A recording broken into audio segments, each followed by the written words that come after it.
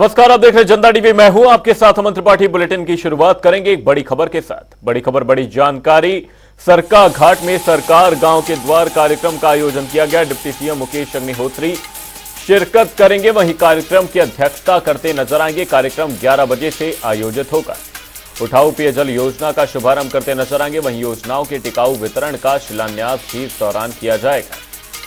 कार्यक्रम 11 बजे से आयोजित होगा। उठाऊ पेयजल योजना का इस दौरान शुभारंभ करते नजर आएंगे। योजनाओं के टिकाऊ वितरण का शिलान्यास करेंगे।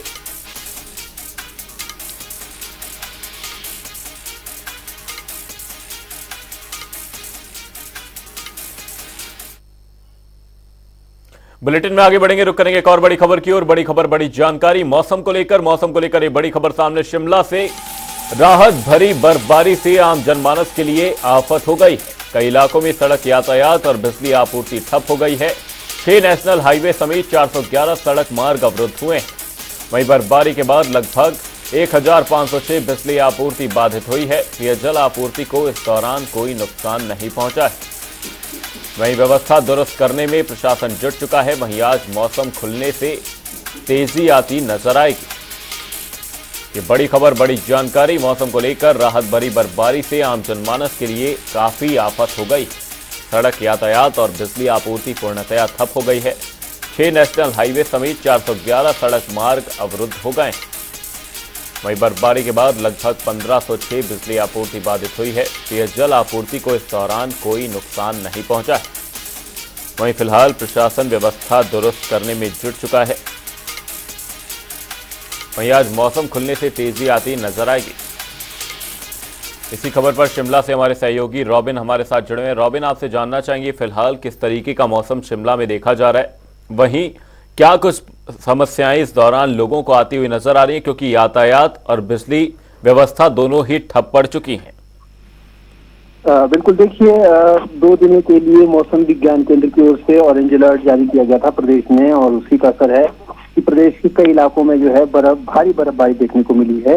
हालांकि मध्यवर्ती और निचले इलाकों में बारिश और कुछ स्थानों पर कम बारिश भी देखने को मिली है, लेकिन कुछ इलाके ऐसे भी हैं, चाहे बात जलोड़ी जोत पास की जाए या कुल्लू मनाली के कुछ इलाकों की जाए या लाहौल स्पीति के कुछ इलाकों की जाए, तो यहाँ पर 1 फीट के आसपास भी जो है बर्फबारी दर्ज की गई है। हालांकि किस इलाके में कितनी जो बर्फबारी रिपोर्ट की गई है, इसकी जो साफ तस्वीर है वो आज दिन तक सामने आएगी, क्योंकि अभी जो डाटा है वो जो मौसम विज्ञान केंद्र है उसकी ओर से अभी एकत्र किया जा रहा है। लेकिन जहां इस बर्फबारी के चलते जहां पर किसानों बागवानों को एक बड़ी राहत प्रदेश के अंदर मिली है, और तमाम जो चाहे पर्यटक हो चाहे किसान बागवान हो, सभी के चेहरे जो खिले हुए नजर आ रहे हैं। लेकिन उसी के साथ इसने जो है हिमाचल प्रदेश में आफत भी पैदा की है। सड़क यातायात व्यवस्थाएं ठप कर दी है, और इसके अलावा बिजली जो आपूर्ति है वो भी कहीं ना कहीं ठप होती नजर आई है। आपको बता दें कि हिमाचल प्रदेश में अभी तक जो कल रात तक का जो आंकड़ा प्रशासन की ओर से जारी किया गया है, उसमें कुल 411 रोड्स जो है वो ब्लॉक हुए हैं। इसके अलावा 6 नेशनल हाईवे भी इसमें शामिल है। बात इसमें जिलावार की जाए तो इसमें चंबा में 38 जो सड़क यातायात है ये बंद हुए। कुल्लू में सबसे ज्यादा 67 के करीब जो है सड़क जो यातायात है वो बाधित हुए हैं। तो इसके अलावा कुल लाहौल स्पीति में भी बड़े पैमाने पर जो है यातायात जो सड़कें हैं वो बंद हुई है, और शिमला में भी 88 सड़कें जो है बर्फबारी के चलते बाधित हुई है। उसके साथ ही सबसे बड़ा जो इस बर्फबारी का असर देखने को मिला है वो विद्युत परियोजनाओं पर मिला है, और यहाँ पर जो है करीब 1506 के आसपास जो है विद्युत जो सप्लाई है वो बाधित हुई नजर आई है। और हालांकि अभी प्रशासन इनको खोलने में जुटा हुआ है, और क्योंकि आज प्रदेश के अंदर मौसम खुल गया है, तो ऐसे में इन जो राहत कार्य है और जो राहत के काम है और जो प्रशासन जिस तरह से दुरुस्त करने में जुटा है व्यवस्थाओं को, उसमें कहीं ना कहीं तेजी आती हुई आज नजर आएगी। और लगता है कि आने वाले कुछ ही समय में जो ये सड़क यातायात है ये फिर से लोगों के लिए एक बार फिर जो है खुल जाएंगे, और साथ में जो विद्युत परियोजनाएं हैं, विद्युत सप्लाई है, इनको भी सुचारू कर दिया जाएगा। जी, बर्फबारी आम जनता के लिए आफत बनकर सामने आई है। बहुत बहुत धन्यवाद रॉबिन तमाम जानकारी के लिए। 6 नेशनल हाईवे समेत 411 सड़क मार्ग अवरुद्ध हुए। हिमाचल प्रदेश में लंबे वक्त से बर्फबारी का इंतजार अब खत्म हो गया। कई जिले में साल 2024 की पहली बर्फबारी शुरू हो गई है। इससे प्रदेश भर के तापमान में भी गिरावट आई है। मौसम विभाग ने 31 जनवरी और 1 फरवरी को अलग अलग स्थानों पर भारी बर्फबारी और बारिश का ऑरेंज अलर्ट जारी किया है।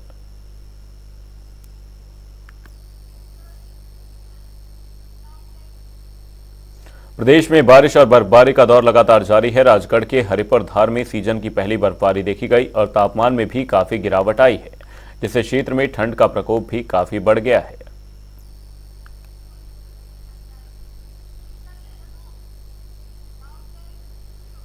पर्यटन नगरी डलहौजी में ताजा स्नोफॉल हुआ, जिससे कि स्थानीय व्यापारी और बागवानों में खुशी का माहौल है। तो वहीं पर्यटकों की आवाजाही भी बढ़ गई है।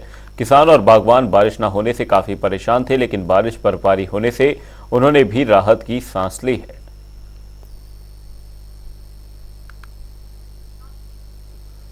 प्रदेश के कई इलाकों में बारिश और बर्फबारी लगातार जारी है। कुल्लू के अधिकतर क्षेत्र बर्फ की सफेद चादर से ढक चुके हैं। इसी कारण से प्रशासन ने सभी शिक्षण संस्थानों को 2 फरवरी तक बंद कर दिया है, लेकिन पर्यटकों की आवाजाही में बढ़ोतरी हो गई है और सैलानी बर्फबारी का लुत्फ उठा रहे हैं।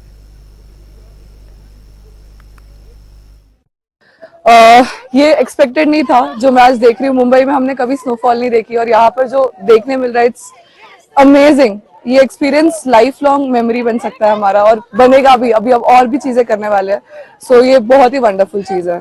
ये हमारे आंखों को सुकून है बोल सकते हैं, बिकॉज हम हर जगह कॉन्क्रीट ग्रीनरी देख लेते, बट ये व्हाइट जो स्नोफॉल हो रहा है, पूरा व्हाइट हो रहा है, वो कभी नहीं देख पाया था। तो अमेजिंग।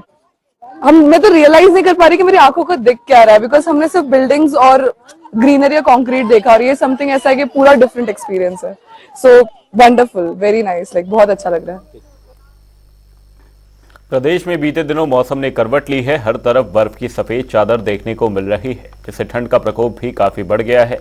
साथ ही तापमान में भी काफी गिरावट दर्ज की जा रही है। चंबा के निचले क्षेत्रों में बर्फबारी का 4 साल का रिकॉर्ड टूट चुका है, तो वहीं बर्फबारी होने से स्थानीय लोग भी काफी खुश हैं।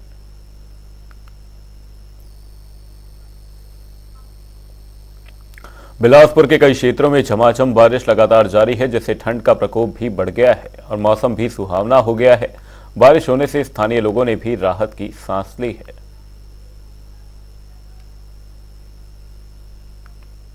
चल रही है, जिसका पिछले काफी दिनों से इंतजार था, क्योंकि बारिश ना होने के कारण प्राय विभिन्न स्थानों पर धुंध और घना कोहरा छाया रहता था।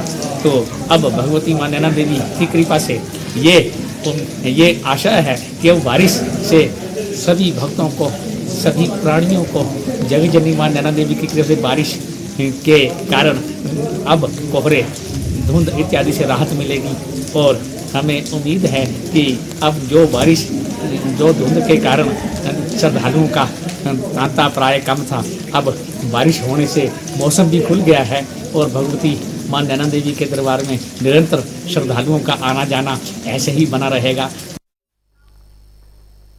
बुलेटिन में वक्त एक छोटे से ब्रेक का। ब्रेक के उस पार जल्द लौटेंगे।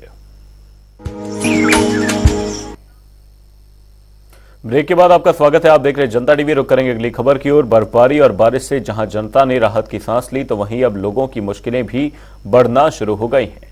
दरअसल मंडी शहर के विश्वकर्मा चौक के सामने की पहाड़ी से पत्थरों की बरसात शुरू हो गई है।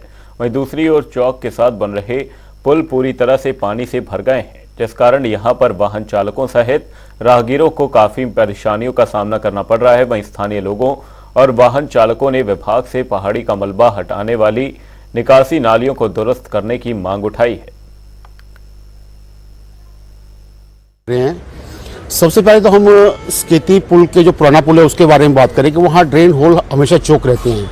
चौक रहने की वजह से जो आज वहाँ हालात आपने देखे होंगे, गाड़ी को टायर डूब रहे हैं, कोई भी राह चलता वहाँ से आ नहीं सकता, जा नहीं सकता। तो ऐसी बहुत छोटी छोटी चीज़ें हैं जिन पे हमें ध्यान देना पड़ेगा। और उसके बाद जो विश्वकर्मा टेम्पल के पास जो पहाड़ी खिसक रही है, उसको भी 5 से 6 महीने हो गए। तो कई बार हमने इस मुद्दे को प्रशासन के समक्ष मंडी हेल्प पोस्ट के थ्रू, सिटीजन काउंसिल मंडी के थ्रू कई बार हमने मेल्स भी करी। बहुत कुछ हम तब से करते आ रहे हैं। म्यूनसिपल कॉर्पोरेशन के समक्ष रखा, तो वहाँ लाइट्स नहीं थी, तो कम से कम म्यूनसिपल कॉर्पोरेशन ने वहाँ लाइट्स लगा दी।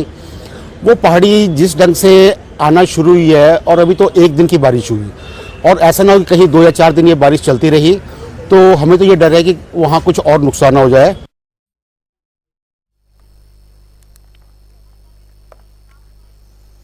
लोकसभा चुनाव से पहले केंद्रीय वित्त मंत्री ने अंतरिम बजट पेश किया। एक तरफ बीजेपी इस बजट को राष्ट्रीय हित का बजट बता रही है, तो दूसरी तरफ हिमाचल प्रदेश के मुख्यमंत्री सुखविंदर सिंह सुक्खू ने कहा कि केंद्र सरकार का अंतरिम बजट देशवासियों और हिमाचल की उम्मीदों पर खरा उतरने में नाकाम रहा। यह प्रदेशवासियों को निराश करने वाला बजट है। नहीं, अंतरिम बजट में हिमाचल से संदर्भ में तो कुछ नहीं मिला। हिमाचल को जब आपदा, इतिहास की सबसे बड़ी आपदा हम झेल रहे हैं, हमने सोचा कोई स्पेशल रिलीफ पैकेज मिलेगा, कोई घोषणा नहीं हुई। तो इस प्रकार के रेल कॉरिडोर वगैरह का जो फायदा है देश के और अन्य भागों में, हिमाचल को नहीं है। और निश्चित तौर पर इंटरिम बजट है, फुल बजट में हम आशा लगा के बैठे हैं। धन्यवाद। पेंशनर वेलफेयर ने मुख्यमंत्री सुखविंदर सिंह सुक्खू को डीसी के जरिए ज्ञापन सौंपा। उन्होंने मुख्यमंत्री से मांग करते हुए कहा कि पेंशनर्स की एरियर बाकी है, उनको अभी तक नहीं मिल पाई है, उस एरियर का जल्द से जल्द भुगतान किया जाए। साथ ही उन्होंने चिकित्सा भत्ता को भी बढ़ाने की बात कही है। से पहले का जो पेंशन है, उनका जो एरियर है, पेंशन संबंधित एरियर, वो आज तक रिलीज नहीं किया।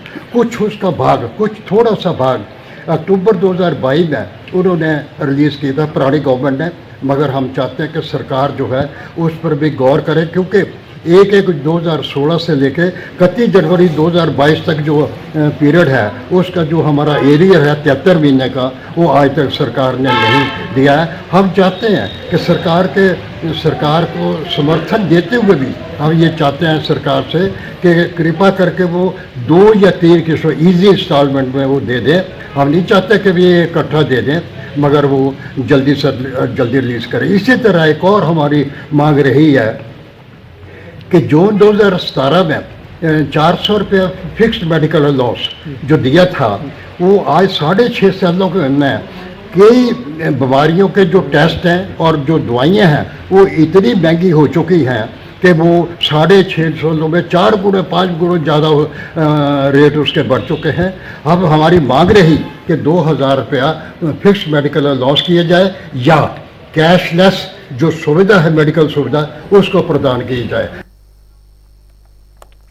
नेता प्रतिपक्ष जयराम ठाकुर ने प्रधानमंत्री नरेंद्र मोदी की तारीफ की। उन्होंने कहा कि पीएम मोदी के नेतृत्व में 10 साल का कार्यकाल पूरा होने जा रहा है।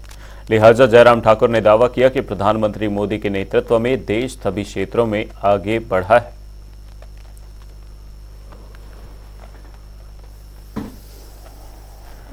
रूप से आत्मनिर्भर भारत की दिशा में भारत मजबूती के साथ आगे बढ़ते हुए, जिस प्रकार से प्रधानमंत्री नरेंद्र मोदी जी ने कहा कि भारत 10th इकोनॉमी से बढ़ते हुए आज 5th इकोनॉमी, वर्ल्ड की 5th इकोनॉमी पहुंची है, और 2029 तक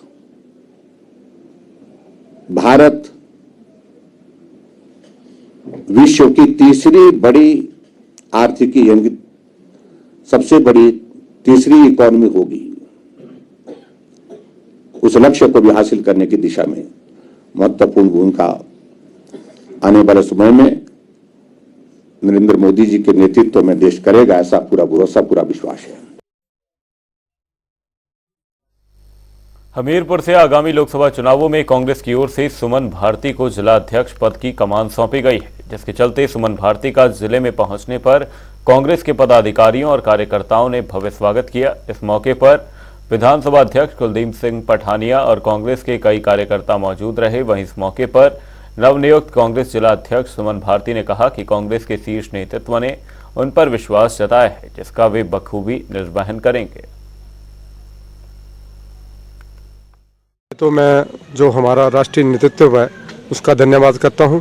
उसके बाद मैं माननीय मुख्यमंत्री ठाकुर सुखविंदर सिंह सुक्खू जी का, और हमारी जो प्रदेशाध्यक्ष है रानी प्रतिभा जी का, हमारे जो पॉलिटिकल एडवाइजर हैं सुनील जी, हमारे जो केसीसी बैंक के अध्यक्ष हैं कुलदीप सिंह पठानिया जी, हमारे भाई इंद्र दत्त जी, सुरेश जी, राजेंद्र राणा जी, मैं इन सब का, तमाम जितने भी हमारे वरिष्ठ कांग्रेस कार्यकर्ता हैं, मैं उनका धन्यवाद करता हूं, क्योंकि उन्होंने एक जो आम परिवार से जो कार्यकर्ता था उसके ऊपर एक विश्वास जताया और जिला की कमान जो है वो मुझे सौंपी है।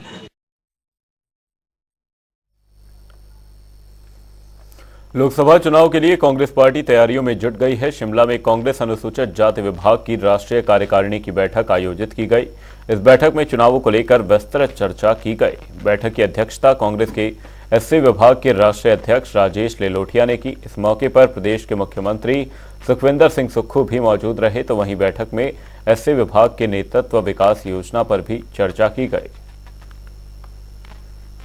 एससी डिपार्टमेंट के नेशनल एग्जीक्यूटिव कमेटी की मीटिंग थी और उसके अंदर माननीय मुख्यमंत्री आदरणीय श्री सुक्खू जी के साथ में के राजू जी के साथ में पूरी कैबिनेट यहां पर आई थी। इसका मतलब ये है कि कांग्रेस पार्टी कितनी गंभीर है एससी एसटी के मुद्दों के ऊपर। हमारा जो आने वाले चुनाव हैं उसके ऊपर जो स्ट्रैटेजी हमने प्लान किया, किस तरीके से सिर्फ हिमाचल प्रदेश में नहीं पूरे देश के अंदर किस तरीके से आरएसएस बीजेपी की विचारधारा के लोग जो संविधान को खत्म करना चाहते हैं, उस संविधान को बचाने के लिए राहुल गांधी जी पूरे देश के अंदर भारत जोड़ो न्याय यात्रा निकाल रहे हैं। वो एक संदेश देना चाहते हैं कि देश के अंदर आज जो अन्याय आरएसएस और बीजेपी की सरकार में हो रहा है, तो लोगों को किस तरीके से न्याय दें, एक उम्मीद का काम राहुल गांधी जी कर रहे हैं। बुलेटिन में फिलहाल के सिर्फ इतना ही। कहीं जाएगा नहीं। जनता डी पर खबरों का सिलसिला रहेगा जारी। तब तक के लिए नमस्कार।